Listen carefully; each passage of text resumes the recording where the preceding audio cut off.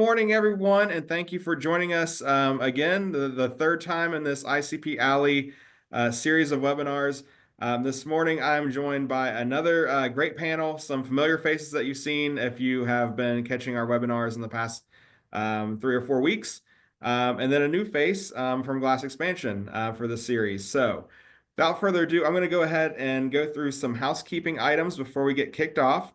If you have a question at any time, please use the Q&A chat box. So there is two chat boxes. There's one for regular chat and one for Q&A. If you have a question, please use the Q&A box, and we will go through questions at the very end of today's presentations. If for some reason we don't get to your question today, if we get a ton of questions, we will respond to all of them in writing. So even if we don't get to answer it live, we will supply a written response to any questions you have. So please ask away. We have been doing this ICP Alley series of webinars and lead up to Pittcon, which begins, I think, technically this weekend, but the trade show and everything opens up next week. All of our companies, Inorganic Ventures, GFS Chemicals, Glass Expansion, and CEM are going to be present, and we are teaming up this year for something that we are calling ICP Alley. So if you stop by ICP Alley and talk to us, we should be able to help you, hopefully answer just about any question you have. And then also, if you speak to all of us and you get these little plasma passport cards, you collect all 4 cards by talking to each of us. And then at the end, you can turn it in for a nifty little toolkit that you can use in the lab. So we have a poll launching now. If you're going to be at Pittcon this year, please let us know. And I hope you stop by if you see us there. So I'm going to go ahead and get started by introducing our first speaker this morning. You saw him in our last webinar in the series. Today, all of us are going through some sort of top tips and tricks. So I'm going to introduce Mike Firas from GFS Chemicals. Mike, take it away. Mm-hmm. Thanks, Michael. I love working with each of these other groups. I encourage everyone to reach out to myself, Mike, Michael, or Justin. Working with each of these companies, really easy to work with, and one of my favorite things to do. Hopefully that's why you're all here, looking for tips, tricks, in that collaboration element. So here at GFS, we're going to talk about the importance of a clean blank, highly reliant on the chemicals that we are producing, namely acid, water. So we're going to talk about assembling your blank. Everyone has one of these in their method. One of the most important things that you can start off with is making sure that you have clean, prepared vials. If it's some sort of plastic, a lot of times it's Teflon. You may need to leach that, leach it repetitively after each use. If you're using some sort of glass, hopefully it is a high purity glass, something like quartz, to help maintain and keep that cleanliness, so that when you put your blank solutions in there, they keep that same quality as when they came out of the bottle. Everybody's going to be using some sort of acid, water. Make sure you're getting a high enough purity there to be below your detection limits, because if you're making a blank that doesn't meet your detection limits, you're not going to be able to validate your method. You're going to have failures, which is one of the things that your blank is doing. It is validating your instrument, saying that you can hit your detection limits, that the results that you're given aren't being artificially inflated. And it's vital for those low detection limits, as it's setting up the background for your signal to noise ratio. If it's too high, if there's too much contamination there, you're going to always struggle to meet the needs of your method. But it can also be a great tool for finding sources of contamination. It's actually one of the things that we use in our lab the most, as we are creating and distilling acids. It can be one of our biggest sources for finding those contaminations, because we know we have clean blanks. And then when we're introducing them to different parts of our process, we can find out what and match up where our contamination is coming from. And keeping a clean blank can be quite the challenge. I encourage people to always be making blanks each time that they're prepping samples, as each time you open up that blank, you're introducing contamination sources, and that can be incredibly frustrating to find that if you make a big batch, it gets contaminated, you're losing all that material. So I encourage people to take care of that, make each time, so that you can get the most trustworthy results. Uh, the best way to find out if your blank is clean is by running it directly into your instrument, even before running it through your method. That way you can make sure your chemicals going in are clean. And you want to get a nice clean image where you're not getting any background, and you can trust your blank, you can trust your instrument. Because there's times where you won't be able to trust your instrument even, but if you trust the chemicals, you can find multiple different lots and sources of your chemicals. If they say they're clean enough, they're probably clean enough if you're taking them straight from the bottle. But I encourage you to always work with your instrument and your chemicals until you're able to produce a nice clean image, and no background. Because if you're coming up with an image that looks like this, that's swallowed up by all of your background, you're going to need to do a lot of work isolating that contamination. Um, I encourage everybody to, again, start at your instrument, work your way backwards, isolate each step, uh, your basics of your scientific method, only changing one variable at a time, to be able to find what could be contaminating it. You may find that you also have multiple steps contaminating, and you may need to do a lot of work, because if you're coming back with an image that looks pretty good, but still has a little bit of background, you may need to continue finding those places and spots that are contributing to that contamination. Uh, like I said, we use this in our lab as a tool for finding contamination. We use it for a process that we like to call process fingerprinting, where we'll take all different materials that are in our lab that could be possible sources of contamination, and we will test them in our blank because we trust our blank to be as clean as possible, that any of the contamination that we're introducing to that blank, we know should be a profile from that contamination source. And you'll find that each different material can be unique for a metals profile. You may have 1 part calcium, 2 parts iron, 1 part aluminum, and that will be one item. And then if you see 2 parts aluminum, 3 parts calcium, 1 part iron, it might mean that it's a different thing.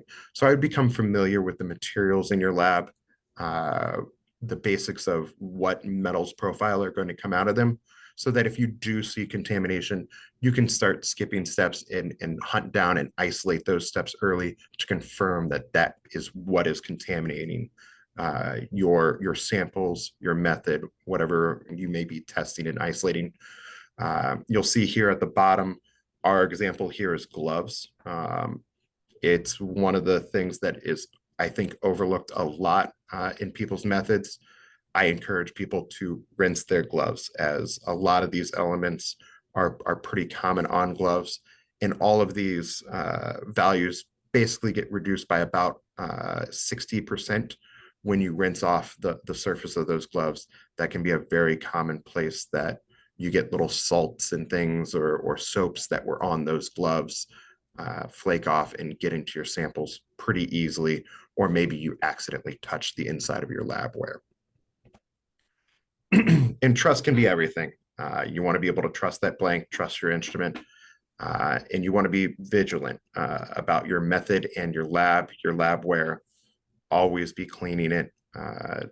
If it sits around, you may need to clean it again, as an unknown thing to a lot of people about your plastics in general is your molecules will shift in and out, where it may be clean today and not clean tomorrow, despite not really introducing anything into that vessel. And I encourage people to always verify the chemicals you bring in. While I say GFS is always going to provide you the trustworthy chemicals you need, I want you to verify that. Because when we did that against our competitor, we found that it's not always as trustworthy as you'd think. You'll see here, you can see our results in blue, the competitor in red.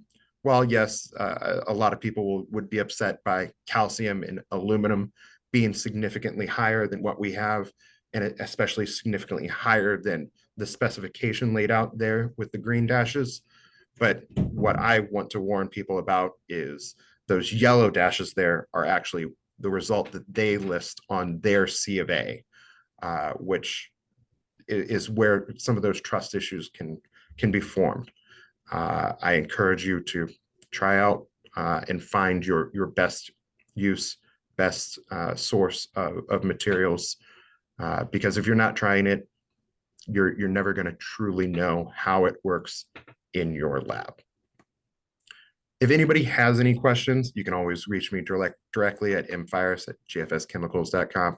And I encourage you to reach out to any of the others. They all love helping out. It can be one of your greatest tools, collaboration and working with other people in the same industry or outside the industry. Fresh ideas can be one of the best things for advancing your lab. I'm going to hand things back to Mike, and we'll keep moving on. Sounds good.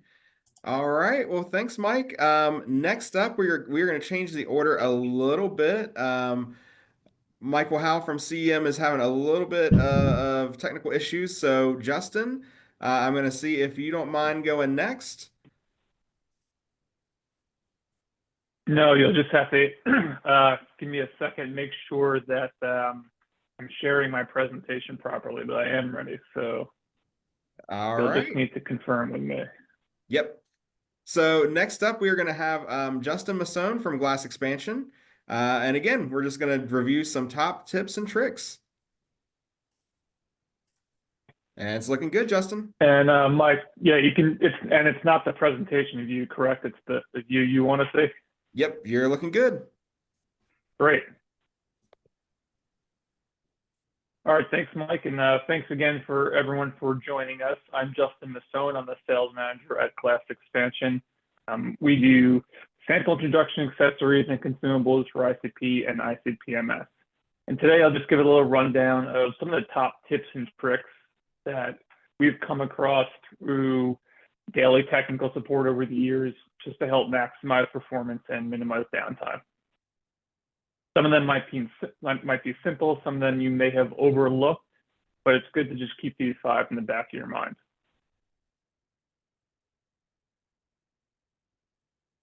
And it seems there is a bit of a delay on advancing these slides.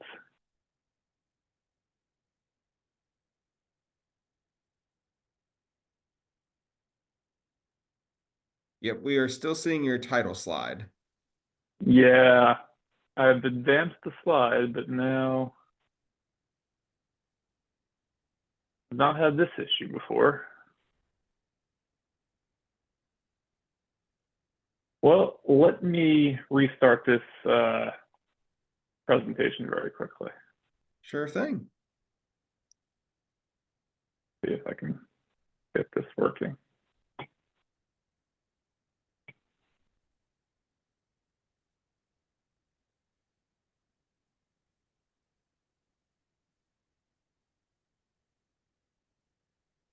Just a reminder, if you have any questions, please go ahead and use the Q&A box while we have an opportunity to take a little bit of a question break here. So if you have any questions from Mike's presentation, just let us know. Like I said, we'll start answering questions once all the presentations are done.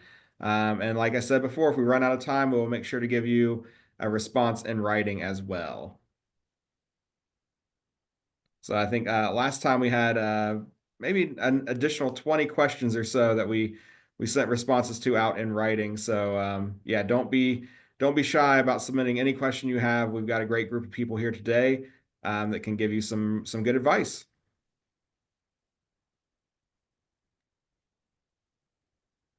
And if you check the chat, you'll see some links that our team at IV has been putting out. So we have some great resources for you all. If you haven't checked out our website, make sure to check there. We also have a weekly podcast where we have had representatives from GFS Chemicals, Glass Expansion, and CEM on in the past few weeks. So if you want even more from their presenters today, check out the podcast.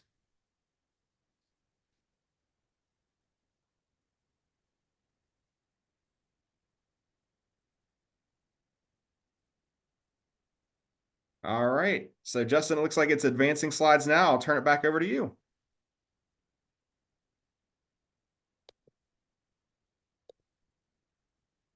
Oh, Justin, it sounds like there's an audio issue. Yep, I've got that fixed now too. Perfect. All right, let's see if I can catch up and make up for lost time. So tip number 5, monitor your nebulizer back pressure and your sample uptake rate. So every time you come in the lab, start the instrument, once it warms up, just keep a note of the back pressure. You can write it down, you can just note in your head what it should be. And when this changes significantly, when it gets too low or too high, that can indicate a problem with your system. A low back pressure, and you'll typically see a loss of sensitivity as well, can indicate a gas leak. And just check the connections, check the lines. Our newer fitting, the direct connect fittings, are going to be the most secure and easiest to replace. They've supplanted our older fittings, and those are becoming quite popular in the lab because they're pretty trouble-free. High back pressure typically indicates a blocked or a clogged nebulizer, and you should follow the recommended nebulizer cleaning procedures. We have a whole section on our website. I don't have enough time to cover that here. But if you go to our website, we do have recommended cleaning and maintenance procedures. And also the LUO device for our nebulizers is something that everybody should have in their lab and just be part of the routine maintenance procedure. A third thing that I don't think a lot of people do is to manually monitor the sample uptake rate. I know that you can get a calculated or expected uptake rate, based on some of the doing the peristaltic pump calculations or using the estimator tool in a lot of softwares. But if you just manually monitor the sample uptake rate, that's going to give you the most accurate rate. Just fill a graduated cylinder with DI water and just measure it in milliliters per minute, and it should be close. And then you can tell if you're having an issue in the future. In addition to the back pressures, check your sample uptake rate. See if it's pulling up the correct amount of sample or not. And we often see that peristaltic pump tubing is replaced much less frequently than it should be. Some labs replace it every day if they're very high throughput. Some labs find that every week is fine for them. Number 4, regularly inspect gaskets, O-rings, seals, and ferrules. These are often overlooked because they can be hidden. They're not something you look at. It doesn't come up typically in your day-to-day of running an instrument or looking at consumables. But these are all the areas where you have like a liquid or a gas interface, and they all become worn, all become brittle over time and need to be replaced. If you use a graphite gasket with your sample cone, it should be replaced every single time the cone is removed and reinstalled. Not every time you use a new cone. Every single time you take any cone off and put any other cone on, even if it's the same cone, you have to use a new graphite gasket. And the graphite gasket is designed to deform and take up any irregularities in the mating surface of the cone, and that's what creates the seal. And once it's deformed, it loses its efficiency. Torches, a lot of these new torches coming out, especially some of these fully demountable ones from different manufacturers, they can contain a lot of O-rings, a lot of different ferrules, and those are often points of failure just because of exposure to the harsh environment or exposure to chemicals. And then some spray chambers still use an O-ring seal. I thought we got rid of these years ago. It's probably the worst way to get your nebulizer to seal to the spray chamber. those fatigue and deform pretty quickly. And they're just the worst way to seal your nebulizer. So if you're still using an O-ring seal, I would suggest looking into other alternatives such as our Helix CT, which is a PTFE locking screw and a ferrule. And there are other alternatives out there to O-rings. The important thing is if you're still using an O-ring in your spray chamber, look to upgrade that in the future. Number 3, this is definitely very overlooked that we see in the field, is look at your RF coil. The RF coil, it's exposed to the same harsh environments of the plasma stand as everything else, and it can corrode or fatigue just as much. Typically, they're made of copper, but they can be gold or coil. It's not uncommon for me to walk into a lab and see a terribly corroded coil and even a misaligned coil. You see in the right-hand photo, this was a coil that was misaligned, and the torch was touching the back right corner of the coil, and it melted it instantly. But a dirty or corroded RF coil, it's just going to be harder on your system. It's going to be harder on that RF generator to maintain a stable plasma. Number 2, safeguard your ICP. So there are some preventative procedures you can put in place that any lab can use. It doesn't affect the analysis, and it's just a couple of accessories to use to prevent any major blockages. So, for example, the Guardian inline filter here, this you just install directly on your sample uptake line.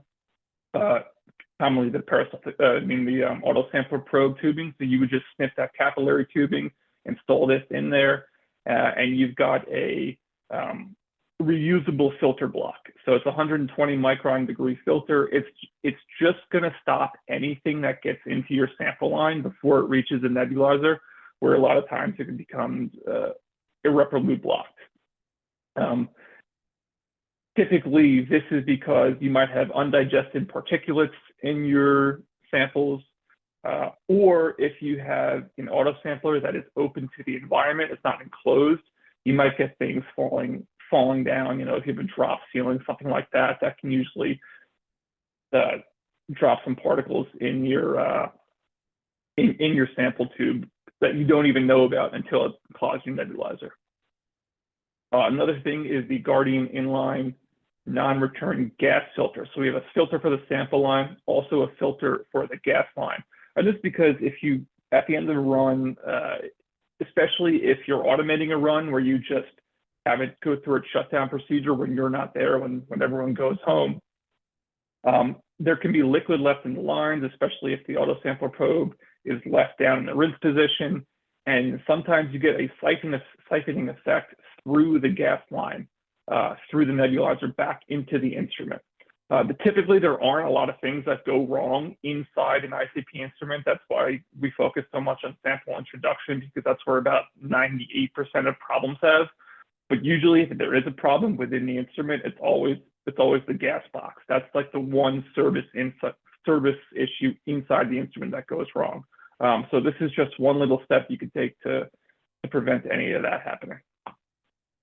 And then lastly, still in line with our Guardian products, we have a new product, the Guardian Auto Sampler Probe. So it's made from ceramic PEEK and Teflon. It's available for all the common auto samplers that you might have that are listed here, you know, CTAC, PerkinElmer, Shimadzu, Thermo, and AimLab. It has 2 features. One, it's got a drip-resistant tip, which also works as a built-in particle filter. So drip resistant, if you do oils, you probably know that as your auto sampler, you've probably seen it, your auto sampler will go down into a sample, pick back up, and as it's moving across back to the rinse position, a droplet forms and drops in some other sample. You can't have that.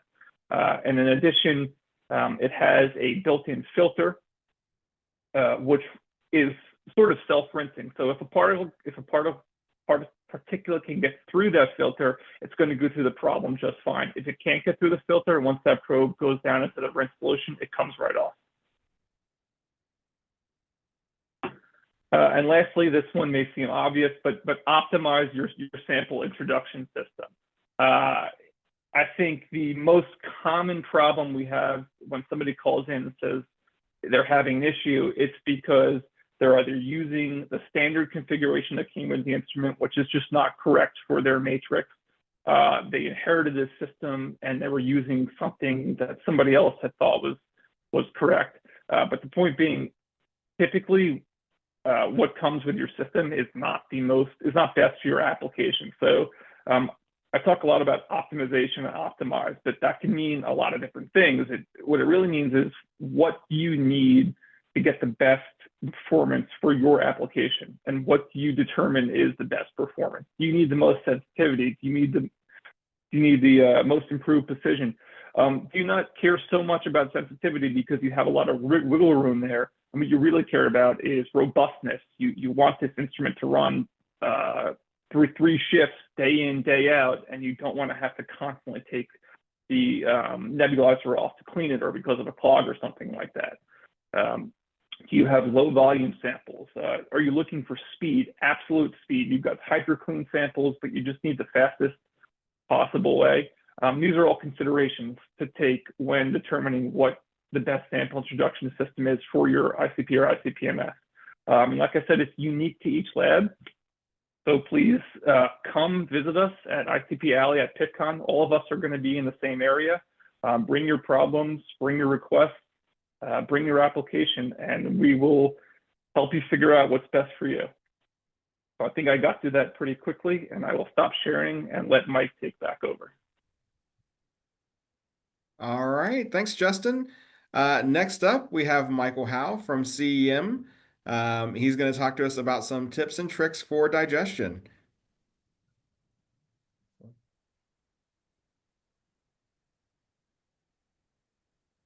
All right, am I there?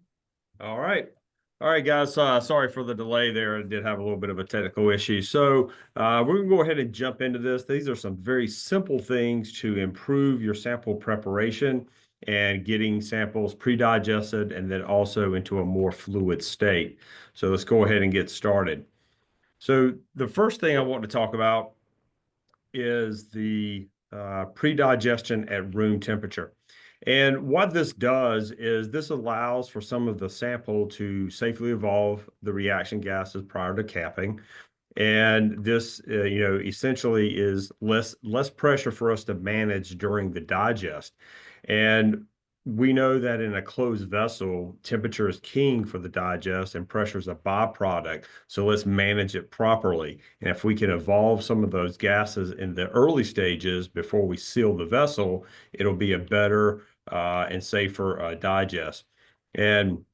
And by saying that, one of the benefits is that we're going to promote a reduction in our excessive venting during the run. With excessive venting, sometimes we can get a possible loss of both sample material and analytes. So with these room temperature pre-digestions, these are very useful for any time you add acid to your sample and you immediately see an evolution of gases. This means that we're already generating some pressure. So again, let's go ahead and allow it to do its thing, and then we cap it. The illustration right here on the screen that you just saw, that is 5 mils of wine, and we added some nitric acid. Now it is sped up. This actually took about 2.5 to 3 minutes before it actually began the reaction, because it is still an aqueous sample. But then once it attacked the sugars and the alcohols, you see that very vigorous reaction. And it's a really nice visual, but this is what's happening. We've got that reaction between the acid and your samples. So again, if you see gases generating in the first couple of minutes, let it sit for at least 15 minutes. All right, the next thing I want to talk about is when you have a very viscous sample, and I'm going to use this honey because we're going to use it in tip number 3. So this was a raw honey, very thick. You could actually turn this jar upside down and it doesn't run out. So this makes it very difficult to weigh the sample and then also get it to the bottom of the digestion vessel. And that's one of the more important things as well, is we want that sample all the way down to the bottom so that it's completely wetted and we don't have any material that's adhering to the inside wall of the vessel to potentially create some hot spots by absorbing the microwave energy. So we take this sample container, put it in a beaker on top of a hot plate, heat it up, and that's going to make the sample more fluid, which then makes it a lot easier to weigh it and then also get it into a digestion vessel. One thing you can use here is a really long transfer pipette to get it all the way down to the bottom of the vessel. Another thing you can do is actually take a transfer pipette if it's too long, and then also cut it to increase that bore size so that you can more readily pull that viscous material in. So I mentioned a room temperature pre-digest, and that's what I did on this honey sample. Now, what I want to point out here is with that blue arrow, you see a very exothermic reaction, and the temperature spiked up from 50 to about 125 very quickly. But also note that the power, the green line, immediately dropped down. What this means is that our measured temperature far exceeded our desired temperature on that ramp slope. So when we ramp, we have a slope, a desired slope for reaching our method temperature. And this exotherm threw us off of that slope, so we had to cut power. Now, the vessels and the machine, the microwave, handled this exothermic reaction, but it's an example of things that can actually lead to overheating and overpressurizing. So to avoid that, what I decided to do with this sample is a heat-assisted pre-digest. So we take that same raw honey sample, we heat it up in the beaker on a hot plate to make it fluid so we can transfer it appropriately. Then we take our vessels and put them either in a water bath or a hot block at about 95 to 100 degrees Celsius. And so what you see here is, hopefully you can see those orange gases, those NOx gases coming out of the top of the vessels. So what this is doing is we accelerated our pre-digest with a little bit of heat. We needed just a little bit of heat to get it going. The previous graph showed you that the room temperature one was ineffective. It was not able to break the matrix down enough to attack those sugars to release the gases. So here, I don't know if you can see, but this thermometer, as it is about 100 Celsius, and we see two images of the gases being released.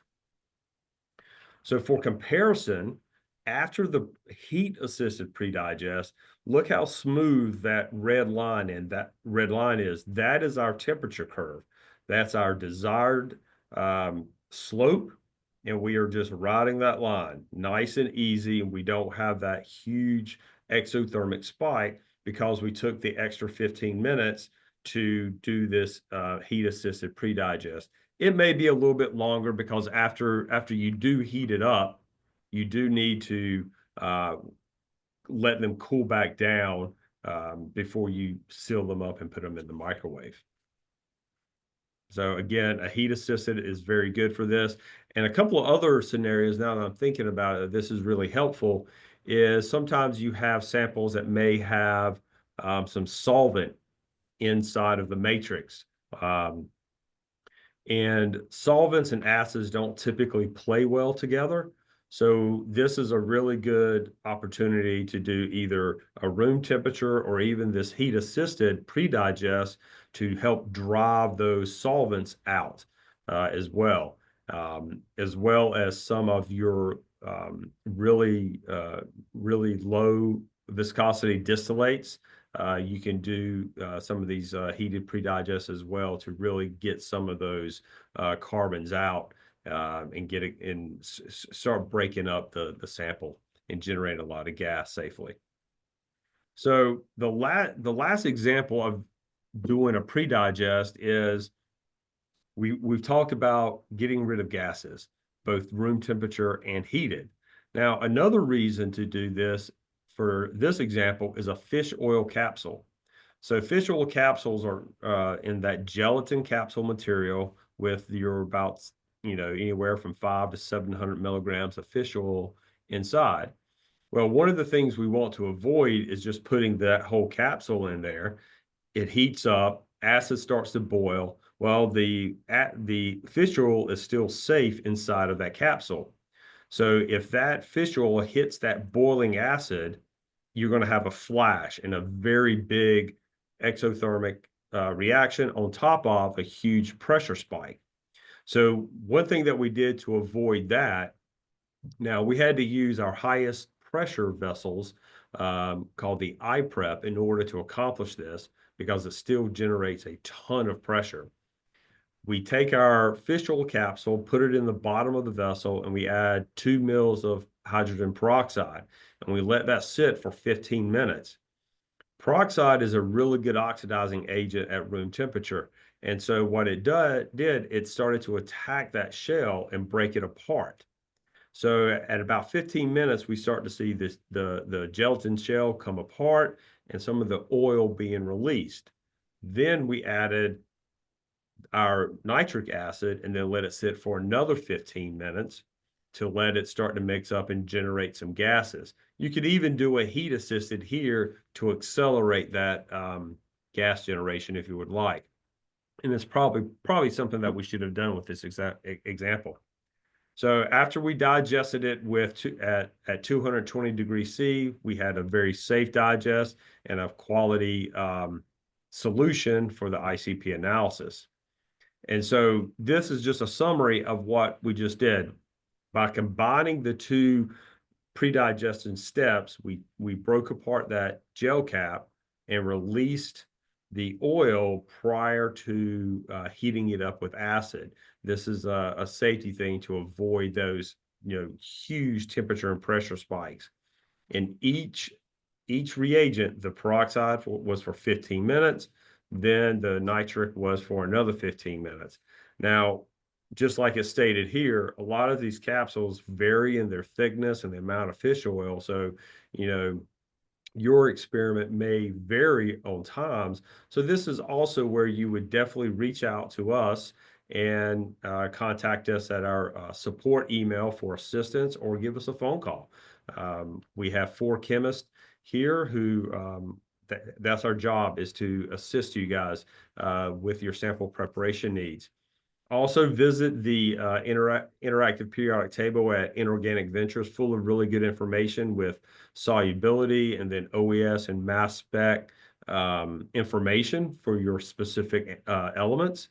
We have a Crazy Dave calendar, and this is a periodic table, Crazy Dave periodic table. And what it does, it's got the entire periodic table color-coded for solubility with specific acids. And that video that you saw with the wine, that is part of our In the Lab series. So this is a series on our website. It has about 25 or so very short snippets of 2.5 to 3.5 minute videos of one of our chemists in our lab and just showing you a variety of tips and tricks. And as always, please come see all of us at ICP Alley. I'll be in booth 1013. We can have a one-on-one conversation, but all of us will be there and ready to assist you at Pittcon within ICP Alley. Thanks, guys. Awesome.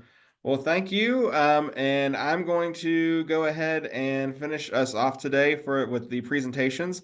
Just a quick reminder, if you do have a question, please use the Q&A box.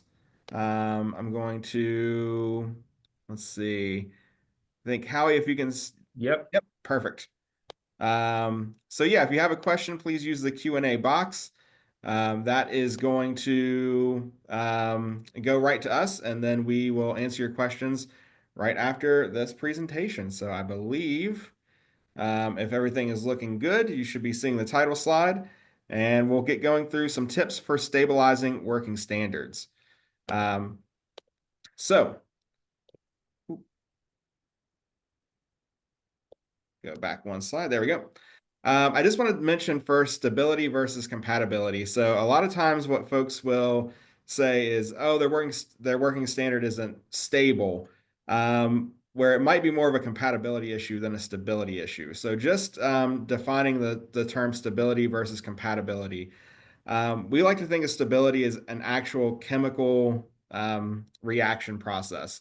So an example for that, we have a product at Inorganic Ventures. It's a 1000 ppm gold standard in a dilute nitric acid matrix. Typically, metals and dilute acids are chemically stable for an extremely long time. But this combination of gold and nitric is actually only chemically stable for about 2 years. So it has a shortened expiration date than most of our products because it isn't chemically stable. You'll see the concentration of that product start to decrease once you get past about 2 years from when it was manufactured. So that's why it gets a limited expiration date. Most of the time, what you run into when you're making working standards is an issue of compatibility, where you have different stock solutions that you're mixing together. Typically, the stocks are at higher concentrations and you're diluting down to lower concentrations. But for some reason, maybe the elements don't play nice together, or the matrix of your different stock solutions don't play nicely with the elements that are in a different stock solution. So an example of this, pretty easy one, is if you have a sulfur from, say, sulfuric acid, it has that sulfate group on there. If you dilute that into a working standard that contains like barium, strontium, or lead, you're going to form a sulfate. That's a compatibility issue. That sulfate material is going to drop out, and your working standard is not going to be stable or really compatible. We field a lot of requests for folks wanting high concentration. So it's just just want to mention this as well. We're going to talk about low concentrations at the end of this presentation, but high concentrations are typically where you start to run into issues of, stability concerns, because there's just not enough. Around our lab, we call it just space to fit everything into the flask or the bottle. The reason why folks want, high concentrations is usually because their applications. Different applications, have high total dissolved solids. It's not unusual for us to get requests, of over 10% total dissolved solids as a standard solution. The issue with that is, solutions must be electrically neutral. So you must have a counter ion to go with those metals. Typically that counter ion is coming from the acid. So, nitrate or chloride. You need to make sure that you have enough to sort of balance the math on that, so you have a neutral solution. And then you also run into just an issue of salt solubility. We have a lot of folks that when they make working solutions, if they are in one of these applications where their samples just have high total dissolved solids, they may want to matrix match their calibration standards using a clean salt. And when you start doing that at higher and higher concentrations, when you start adding different elements to that salt blank matrix, you may experience instability because the equilibriums just get thrown off. So you need to make sure to pay attention to salt solubility if you are using it for matrix matching. We're going to talk mostly about solution matrix. That's where we typically talk through folks. So we're going to focus on nitric acid, when you need HF and when you don't, HCl, and some elements that can be stable in solution without acid. So you can actually stabilize some elements in a basic environment. A lot of the questions that we get are mainly based around hydrofluoric acid. Folks want to try to avoid HF if at all possible. Some folks have, limitations put on if they can use HF in their lab or not. They know that if HF is present, it's going to attack glassware in either storage containers or as part of the sample introduction system on the ICP. So let's go ahead and start looking at nitric and HF first. So this periodic table shows you, kind of highlights if your solution matrix is nitric acid. This is the elements you'll need to be concerned about when you start adding HF into the equation here. So the elements in yellow, those are going to require hydrofluoric acid to remain stable in solution in a nitric acid matrix. So things like titanium, zirconium, tungsten, tin, those are going to require HF if your matrix is nitric acid. The elements in beige are the ones that are kind of, I think, the more interesting ones. So things like boron, aluminum, phosphorus, sulfur, we call those the HF thieves. And essentially what happens is if you need HF in your matrix to stabilize, say, titanium, but you're also putting in concentrations of aluminum, that aluminum is going to steal the HF away from the titanium and cause titanium instability. So to correct for that, you have to add extra HF to your working standard. So that is something to keep in mind when you're making working standards. As you're mixing different stable stocks together, as you mix them together, you may run into issues like this, and it's pretty common. The elements in red, your rare earths, your group twos, those do not like HF, and it's pretty dependent on concentration. So if you have a low concentration of HF and you're running, maybe below 100 ppm of these elements, you might be okay. But as you start to increase concentrations of either one, you're going to start to see issues where they start to drop out of solution. So that's pretty common again for those rare earths and elements like calcium, strontium, barium, magnesium. You're going to see that quite a bit. Let's talk about HCl. So hydrochloric acid, the elements in blue are going to require hydrochloric acid to remain stable in solution. Once they're stabilized with HCl, you can start to put them into, matrices of nitric. That's why so many of them are stable in, say, like aqua regia, but they need a little bit of HCl to remain stable. The elements in red are really the ones you want to avoid HCl with. So things like silver, lead, thallium. Again, that's going to be based on concentration of both the element and the acid. We get questions a lot, because we do offer products that have silver in an HCl matrix, and it is stable, but that's because you have to add so much HCl to the matrix. So if you want a 10 ppm silver in HCl, it's got to be in 10% HCl to remain stable. You've got to really force that equilibrium highly in one direction to stabilize the silver. Thallium, it depends on the oxidation state. So if you have thallium at different oxidation states, it is either going to be stable in HCl or it's not. And lead is sort of the same deal as silver. So again, highly dependent on concentration. The elements in green, I think, are the most interesting, especially for folks that want to avoid HF. So in a nitric acid environment, these elements require HF to remain stable, but if you put them in HCl, they are stable without the HF. So if you have a limitation in your lab that you can't use HF, but you need to measure titanium or tin, put them in an HCl matrix and they should be fine.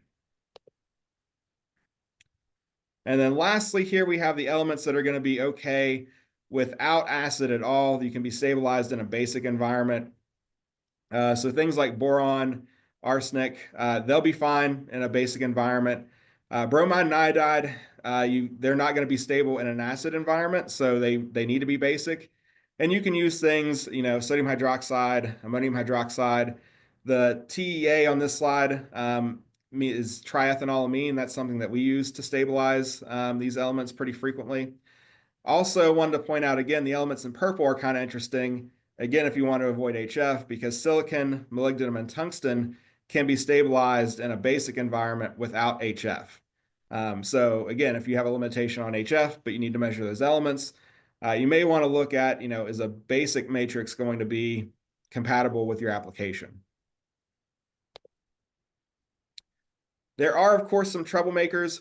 Mercury, antimony, and gold are typically ones that we have issues with. Mercury, the most, we probably get the most questions about mercury. If mercury is in a nitric matrix, typically you're going to see it's going to absorb onto plastic. Below concentrations of about 100 ppm is where you'll start to really notice it. So if you want to do mercury in nitric acid at low concentrations, put it in a glass bottle. In HCl, it'll be fine in a plastic bottle, and you'll be fine there. Antimony, there is some classic tartrate chemistry to get antimony stable in solution. The issue with that is if there's tartrate present, it's going to cause issues with lead and palladium. So if you have, mercury and palladium. So if you have mercury and palladium in with antimony, I would just go ahead and either stabilize with HF if you're in a nitric environment, or go ahead and put those in HCl. And then lastly, gold, it really needs to remain stable for quite a long time. It needs to have chloride in it. That's why I mentioned at the beginning, we have that gold and nitric, but it becomes unstable after a period of time. You really need chloride. The gold and nitric is really used to stabilize mercury in a nitric acid environment when you're using plastic containers, but that only works for a short period of time, but that's typically what it's used for. And I mentioned that a lot of this is a function of concentration. Just before I sign off, I will recommend folks to check out our trace analysis guide on our website. Our founder, Dr. Paul Gaines, did this parts per billion study where he demonstrated, as you get down to the parts per billion concentration levels, most things typically are going to be okay. It's only when you start to get, higher ppm concentrations that you're going to see that. Almost every single element of the 65 elements he put together and that matrix listed here of 1% nitric, trace HCl, and trace HF were fine for over a year, even at 100 ppb. So if you're doing mass spec work and you're measuring lower ppb, ppt levels, you don't have to worry about compatibility and stability as much as, say, like folks that are running AA or ICP OES, where they're measuring at ppm levels. And with that, I will just sort of throw out, we have a lot of resources available. Ivy Ignite is our virtual training academy. There's free courses you can take there. I've already mentioned the Bench Boost podcast, and our website has a host of free educational resources and a lot of good stuff. And if you have any questions, reach out to us anytime. And I'm going to go ahead and stop sharing my screen. And we will start taking questions. So we have some questions coming in now. Our first question up is going to be for Howie. And it is, do you have any tips for digesting graphite samples in the Mars 6? Graphite. Well, I'm laughing because graphite is extremely difficult. Otherwise, you wouldn't be asking that question. We are not able to get a total digest when it comes to graphite. And that is, trust me, that has been trying for years and years. So what we have been doing and actually have been working closely, especially in the battery industry for some of the anode material, is we do a high temperature leach with aqua regia up to like 220 degrees Celsius in our iPrep vessels or in the blade. And what this does is in the battery industry, for example, they're looking at the purity of the graphite. So we're doing this high temperature acid extraction or leach in order to check the contaminants so that they can verify purity of their graphite sample. Unfortunately, that's one that we cannot put into solution. All right. This next one I think is for Justin. Do you have any tips for optimizing ICP mass spec sample introduction system for a high total dissolved solids of 2 to 3% samples? Oh, Justin, I think you have an audio issue again. No, I just forgot to take myself off mute, like always. I'll see what I can answer pretty quickly, because I would normally have a lot of follow-up questions, specifically, what do we mean by optimized? 2 to 3%. Well, first tip would be dilute if you can. That's the answer to pretty much every problem. Dilute as much as you can if you can. If dilution's out of the question, 2 to 3% is not terribly high. I know it's a bit higher than traditionally we like to see for ICP-MS. But we have customers running 5 to 6%, 8 hours a day, 5 days a week, and they're running just fine, but they have to do a lot more maintenance. One suggestion would be to first and foremost add in a carrier gas humidifier, such as our Allegra, but there are others out there. This just humidifies the carrier gas and prevents sulking at the tip of the nebulizer and injector, and prevents any of the drift associated with happening. You could use a high TDS nebulizer. For example, we have a sea spray that is a 400 microliter minute per minute rated nebulizer. But we have customers, again, doing double that percent and still using a 0.4 or 0.6 mil per minute micromist. They just do a lot of heavier maintenance. Another general tip would be to optimize all your timings and make sure you're not putting in excessive amount of sample, because that's just going to add to more buildup and put more strain on the sample introduction system, more strain on the cones, and try and really optimize your analysis time and how much sample you're using. If you can put in a much lower volume of sample, you're going to be exposing your your system to much overall lower levels of high TDS. But those are the generic tips I can give. And if you have any more specific tips or specific questions, just send another question and we'll see it. Awesome. All right, I'm going to jump to the next one. And Mike, I think this might be a good question for you. Have you ever experienced any issues with potassium migrating into LDPE or HDPE? We've seen issues with our potassium concentrations decreasing to a stable lower value after bringing in new LDPE or HDPE containers, whereas other elements will test correctly over the same amount of time. I'm wondering if this is actually, do you see the drift? My first question would be, do you see the drift in your standards for why you're seeing that drop out? Is it more, are you seeing, looking at your counts really, whether you're seeing that decrease artificially via your curve, or whether that's actually dropping out? I've never actually noticed that potassium dropping out, but ideally we're trying to always eliminate potassium in our lab. So the only place we really have it is our standards, and it stays pretty stable in our solutions. So I don't know if you have anything with that, Michael.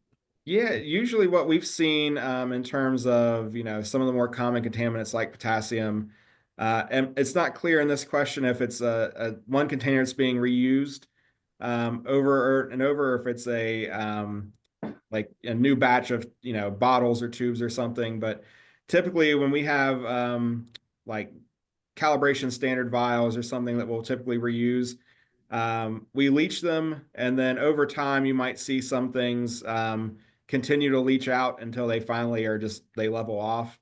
I've not seen that with potassium in particular, but I have seen it with aluminum before, specifically with LDPE.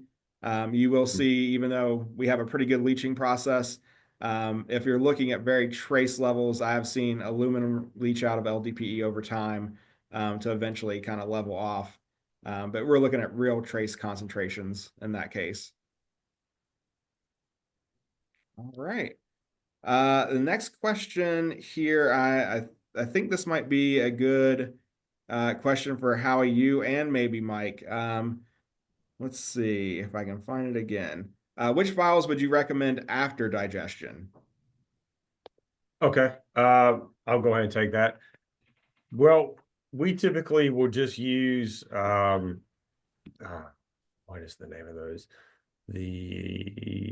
Just like the ones you get from Fisher. There's a variety of cleanliness levels that they come certified with. Just a 50 mil centrifuge tube with a flat bottom. But one of the biggest things that we do to further that is we will store our sample vials after the digest, and for our dilution, we will actually store those in like a 2.5% acid solution. We just have like big bins of them just sitting there ready, and then we'll dump that out and then put in our sample and then dilute them up from there. But as far as a specific one, we'll just use the ones that have the lowest contaminants available, like Fisher or VWR or something like that. Okay. Yeah, I agree. Keeping them in some sort of, particularly assuming there's some sort of plastic, a lot of times Teflon, keeping them in some sort of dilute acid solution is the best way. Beyond that, if they are plastic, they're always going to eventually clean up to most people's needs, unless you get into the extremely low PPT range. All right. So we are against time here. So I think what we'll do is do one more question.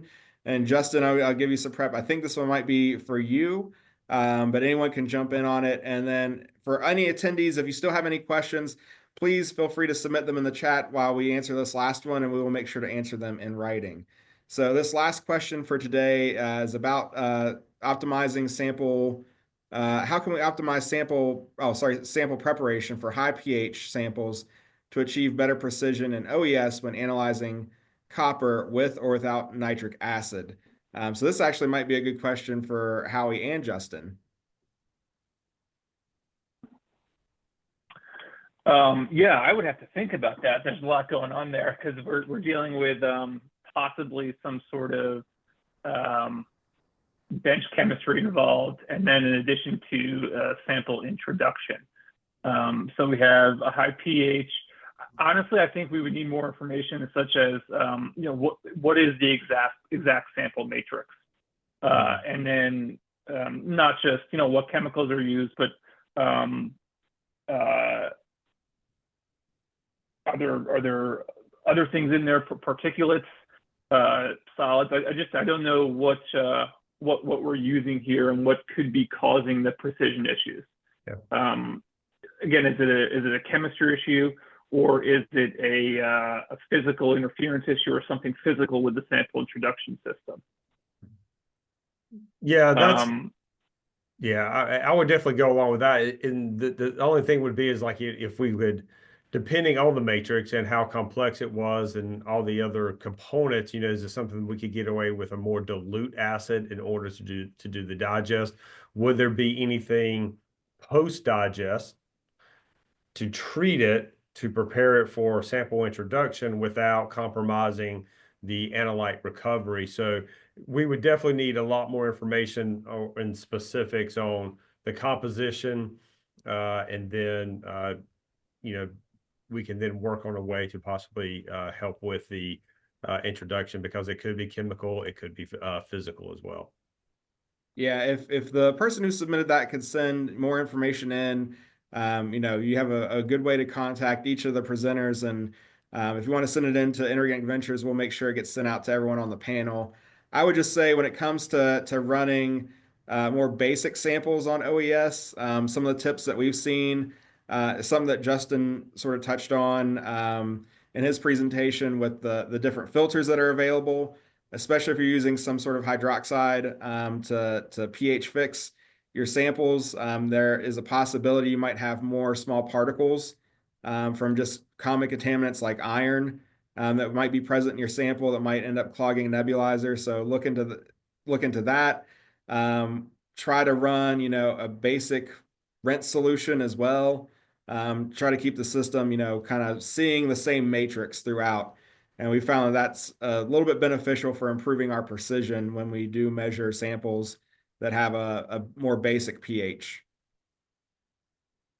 All right. Well, I want to thank all the attendees for joining us today, and I want to thank all of our panelists as well. We really appreciate you taking the time. And as I mentioned, anything that we did not get a chance to answer live, we will answer in writing. And you should see this presentation along with a copy of the slides will be posted online shortly. And I want to, again, thank you so much for joining us today. And I hope you all have a wonderful day. Thanks, everyone.